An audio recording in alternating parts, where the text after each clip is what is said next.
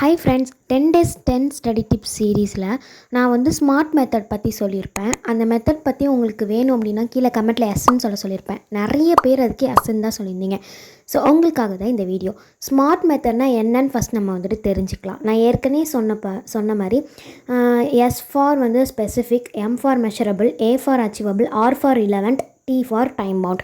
இது எப்படி நம்ம யூஸ் பண்ணுறதுன்னு தான் இப்போ பார்க்க போகிறோம். ஃபஸ்ட்டு எஸ் ஃபார் ஸ்பெசிஃபிக் அப்படின்னா நீங்கள் செட் பண்ணுற கோல் வந்துட்டு ரொம்ப ஸ்பெசிஃபிக்கானதாக, யாரும் செலக்ட் பண்ணாத மாதிரி யூனிக்கானதாக வந்துட்டு இருக்கணும். நெக்ஸ்ட்டு எம் ஃபார் மெஷரபிள் அப்படின்னா நீங்கள் வந்துட்டு இப்போ கோலுக்காக நீங்கள் வந்து நிறையா நான் இது பண்ணணும் அது பண்ணணும்லாம் வச்சுருப்பீங்க இல்லையா.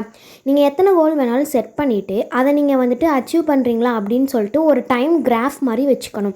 இப்போ உதாரணத்துக்கு நான் இந்த மாதிரி டு டூ லிஸ்ட் போட்டு வச்சு இதை நான் அச்சீவ் பண்ணணும்னு நினச்சிட்டு அதை நீங்கள் வந்துட்டு என்ன பண்ணணும் அப்படின்னா கடைசி வரைக்கும் அதை நீங்கள் மெஷர் பண்ணிக்கிட்டே வரணும். அதுதான் வந்துட்டு மெஷரபிள். ஓகே, அடுத்து ஏ ஃபார் அச்சீவ்மெண்ட்னால் ஒன்றும் கிடையாது. இப்போ நீங்கள் வந்துட்டு உங்களுடைய கோல் வந்துட்டு கட்டாயம் நீங்கள் அச்சீவ் பண்ணுற மாதிரியான கோலாக தான் வந்துட்டு இருக்கும். ஸோ அதனால் உங்களுடைய கோல் வந்துட்டு அச்சீவ்மெண்ட் பண்ணுதா இல்லை அப்படிங்கிறத நீங்கள் வந்து நோட் பண்ணிக்கணும். அதுதான் வந்துட்டு ஏக்கான அர்த்தம்.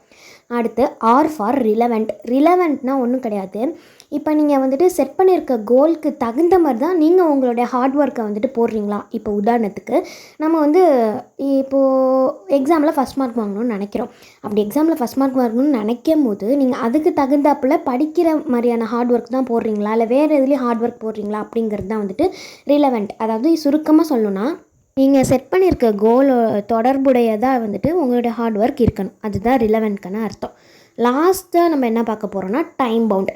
ஒரு டைமர் வந்து நீங்கள் ஃபிக்ஸ் பண்ணிக்கணும். இப்போ எக்ஸாம்பிளுக்கு இந்த 5 monthsக்குள்ளே நான் நல்லா படித்து ஆனுவல் எக்ஸாம் எழுதிடுவேன் அப்படிங்கிற மாதிரி நீங்கள் வந்துட்டு செட் பண்ணிக்கணும். இது நான் ஒரு எக்ஸாம்பிளுக்கு தான் சொல்கிறேன். அதுதான் வந்துட்டு டைம் பவுண்ட். ஓகேவா?